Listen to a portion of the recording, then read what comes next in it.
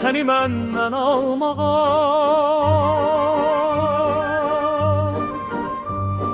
Hamıdan alaram, götürürəm səni. Getsən də dünyanın sonuna qədər, gələrəm arxanca, ötürürəm səni.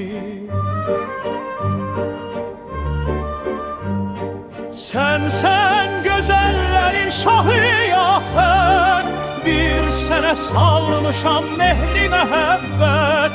Sən elə bir gülsən, olsam təbiət, hər bağda baxsada bitirəm səni. Mən aşiqəm, sənə düzə gətirsən, uduzarsan əgər məni itirsən.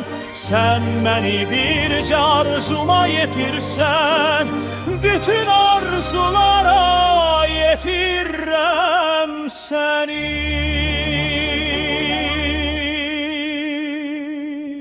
Sən bir bəlasısan çərxi fələyin,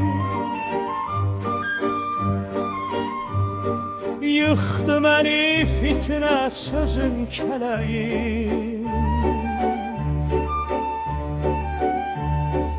Yanımda çəkilsə adım ələyim,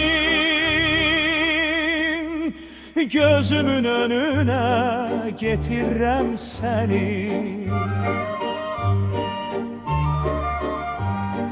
Babayam, zindanda çəkirəm zülüm, mən sənsiz həyatın eylirəm gülüm. İstəyirəm sənsiz qalmayım ölüm, qorxuram ölərəm, itirəm səni.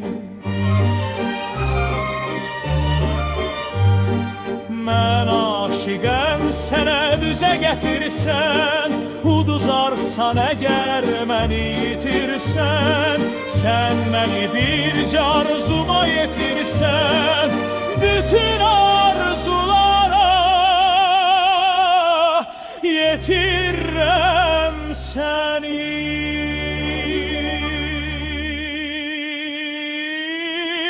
Mən aşiqəm, sənə düzə gətirsən, uduzarsan əgər məni itirsən.